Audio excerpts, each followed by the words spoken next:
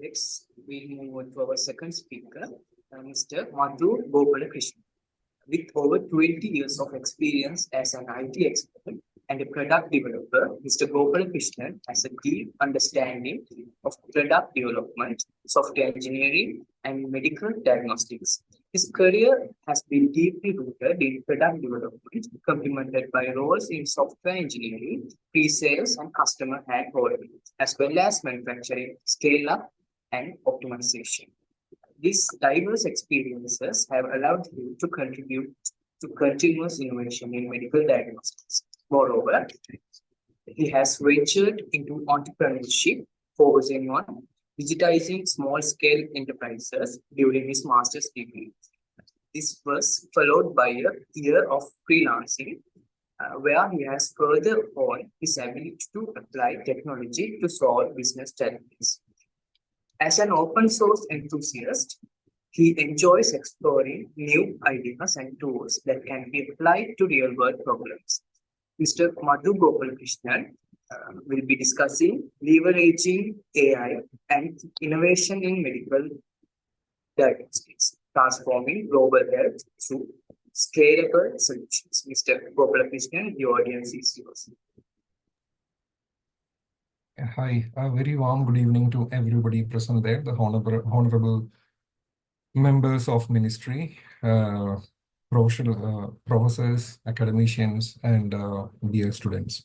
I would like to extend my thanks to the co-speaker, Dr. Jain, to highlighting the need for the QMS in the medical system. I could not agree more for the points that he has highlighted. I would say that the need for the QMS is not just on the laboratories, but all sectors of medical industry. From a medical devices manufacturer point of view, I can vouch that a good, lightweight and properly designed QMS can be a lifesaver, and that could be a big differentiator in the industry players amongst you. So that being said, I would also like to agree with what Mr. Ravi was saying about taking a step towards the right direction to change the way that the healthcare that is there currently. And the team in the Molbio also believes it. Let me just take you through some of the slides and which highlight the significance of the AI. I would like to share the screen. A second.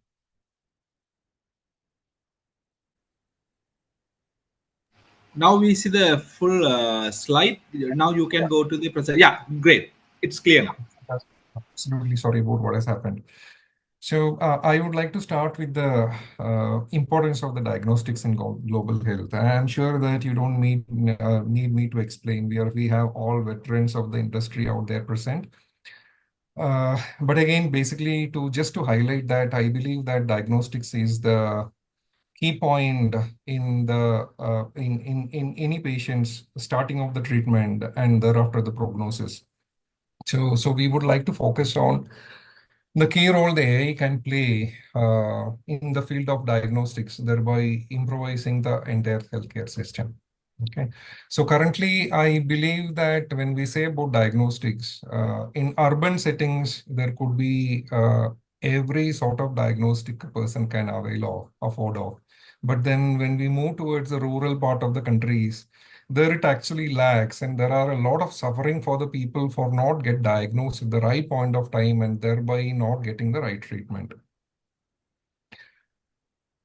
So these also point out to, even though there are peripheral healthcare centers established by the nation's government, it may lack in the need of the scalability. For example, we have seen that with the hit of the COVID-19, we did not had enough screening centers to cater into that current need when that actually happened. So let's look at how could the AI can actually help in making the diagnostics much more faster and accurate. So like you have seen everywhere, the role of the AI, right from starting driving a car on its own, it can have a similar effect in the medical diagnostics as well. So the diagnostics, which were not even a dream yesterday, is kind of possible today. For example, I'll explain that in the coming up slides, but just as a curtain raiser. So a screening, a mass screening of a population for a TB is just possible by coughing into the with a microphone using an app, and then it just tells you that okay, what is the possibility or the need for that particular person to undergo a confirmatory test. So that is where the AI is going to bring into the world of diagnostics.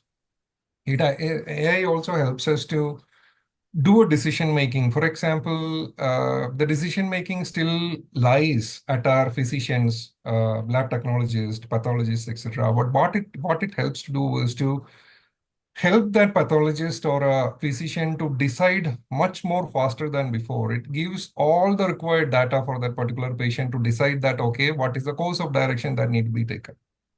And then when we talk about the scalability of the solutions, it also helps us to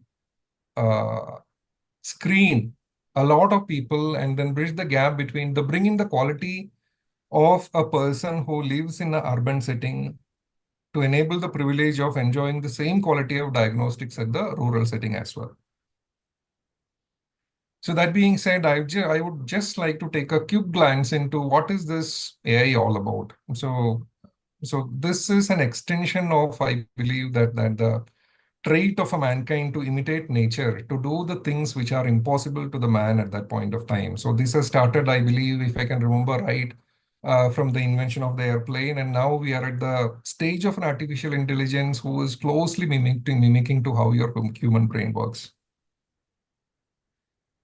So here, when we talk about the AI, you keep hearing this 2, 3 terms, which is often used interchanged. You have an AI, you have a ML, which is a short form of machine learning, and then you have a DL, short form of deep learning. So if you can see the right side of my slide here, so this is how the three is actually categorized.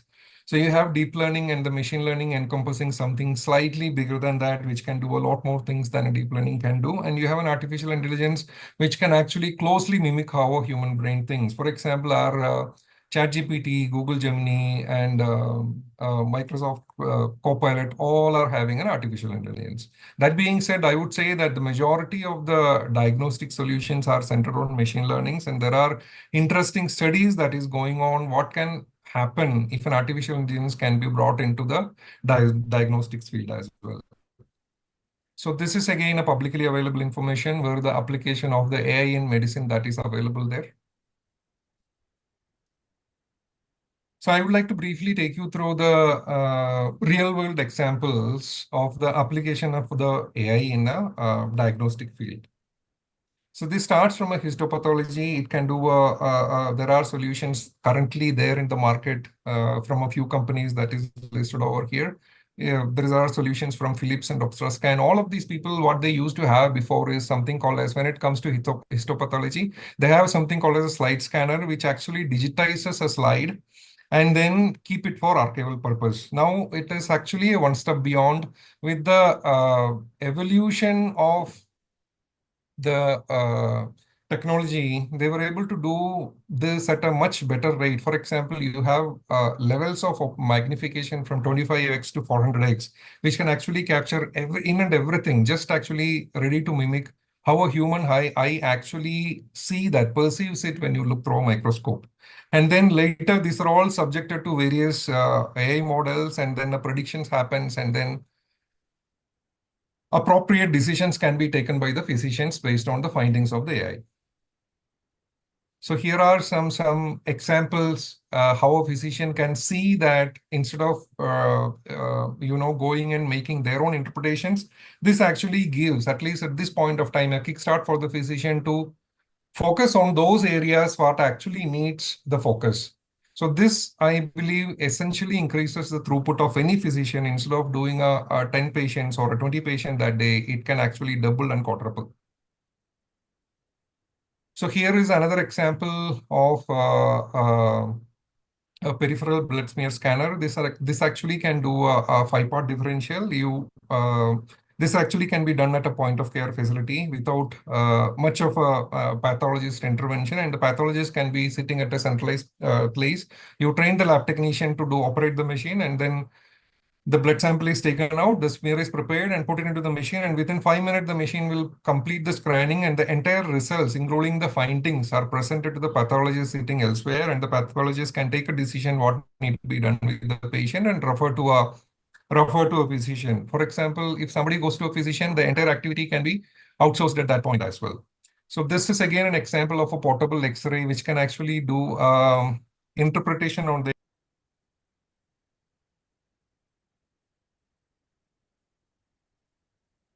So this screening solution is used. All of these areas were actually, as you can see, the access to the diagnostics is on the lower side.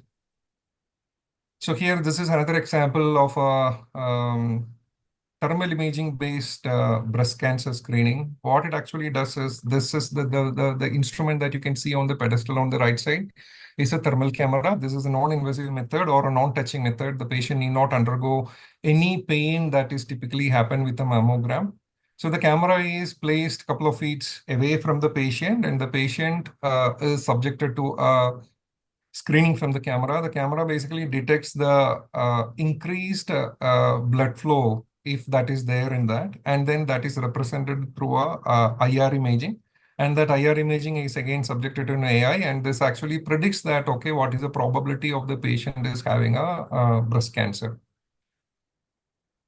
So this is another breakthrough which can actually help the mass population. So let's say that there is a suspected TB hotspot, and then you need to probably, after finding the suspected TB hotspot, the best way to eradicate in that location is to subject everybody in that location to a TB screening.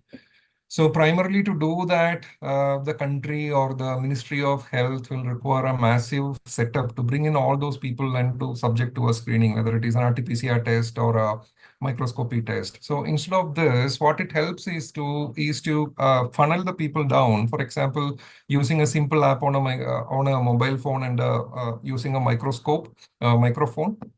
So the people are expected to do an induced cough to that. It takes hardly about a minute for a person, and this cough signature are analyzed, and then the probability of whether the patient is having a abnormal lung condition is identified from this. So now the technology is at a stage that this abnormal lung condition can actually be flagged into specific one, whether it is pneumonia, whether it is a TB, or whether it is a COVID-19. So I believe that the COVID-19 is what triggered the development of such devices. And then Molby are using some of these to extensively, these are at the validation trials, early trial stages. So once this is passed through the trial stages, we'll be using these to do a mass screening of the population and then bring the people for a confirmatory test if something found as a concern. So this is as an evidence from the US FDA that they are showing acceptance to the AIML enabled medical devices, whether the device, for example, the earlier examples, what I showed you, there is a hardware associated, and then that hardware do a very specific purpose, whether it is capturing an image or whether it is an IR imagery, and AI works on it. The last one is slightly different. It is called as a software as a medical devices, because there is no custom hardware design for that. You use a general common available mobile phone to do the screening activity, and the software is what everything it does on it. So there is a recognition for that as well. And this is how the US FDA classified, and this is the current status of people working on various areas of diagnostics as far as AI is concerned. So this is what I would like to propose as a general idea on where we are heading with the AI. As I mentioned, this can greatly augment I think right we from can see. Sorry to bother you. We can't see your screen. so that was the last slide, sir. So probably we can get into a question answer session if you would like to. So like I mentioned, the role of the AI is going to be generally largely augment right from the lab technicians to pathologists to physicians to do much more and much precisely and more accurately and cover a lot more patients than they are doing it today. With that, I would like to open a QA sessions if you would like to.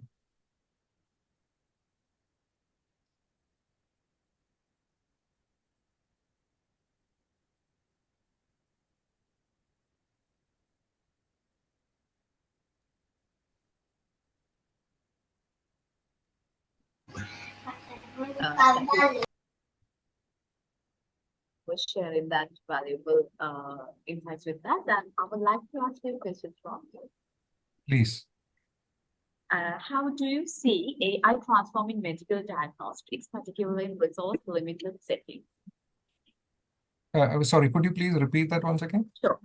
How do you see AI transforming medical diagnostics, particularly in resource-limited settings? Yes, absolutely. So this is the right question that to be asked. So I believe that the biggest impact of the AI, which is going to show in a resource limited settings.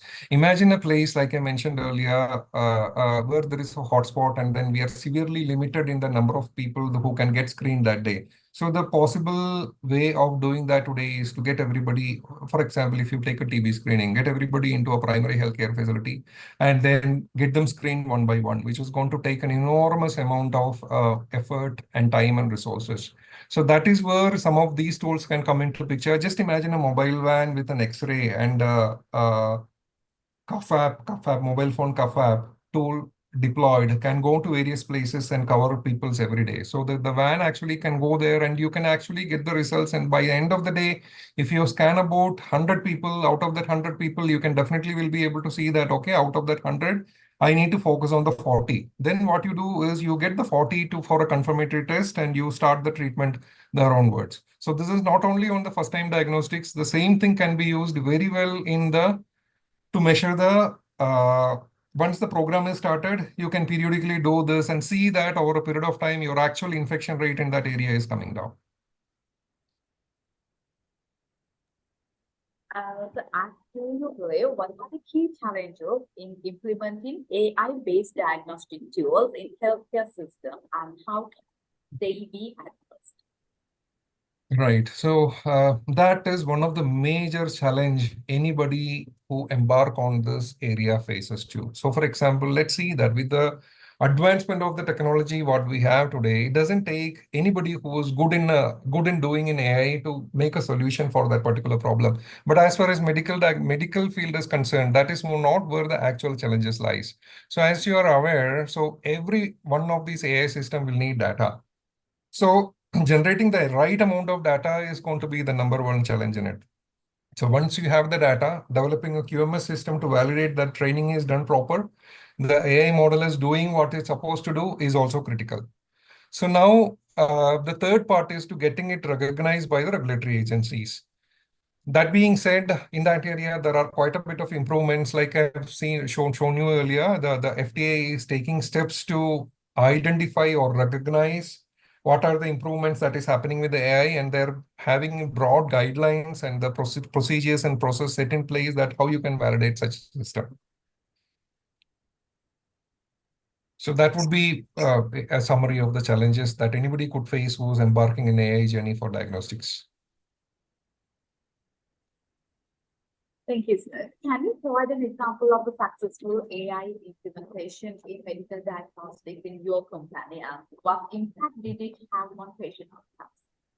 Yes. So when my company Molbio first introduced the RT-PCR, the RT-PCR at a point of care was never existing. So that solved quite a lot of problems. But then we saw that with the COVID-19, the number of RT-PCR installations is never enough. So if there is another pandemic like COVID-19, I don't know whether we'll be able to be prepared to have so many RT-PCR systems everywhere in the country who will take care of the entire screening needs. And that is where the need for the new system that is coming into the picture. The cuff-based app is a beautiful example of that, which can actually go into the rural, screen as many people, and then subject them to an X-ray if that is found positive. And because the X-ray takes a slightly longer time, for example, if a cough can be done with a person within about 5 minutes, right from coming into the facility, completing the process and going, the X-ray may take a slightly longer time, maybe about 10 or 20 minutes. So that is how we we envisage and use this as a funneling methodology to help and accelerating the screening process. So these are some of the areas we have employed currently, and there is another product what I have shown you earlier for a CBC scanner, which actually sits in a point of care like a peripheral healthcare unit, and be able to give without a presence of a pathologist or a physician, be able to give with just one technician will be able to give you a complete CBC report. Thank you. Thank you so much, sir. That's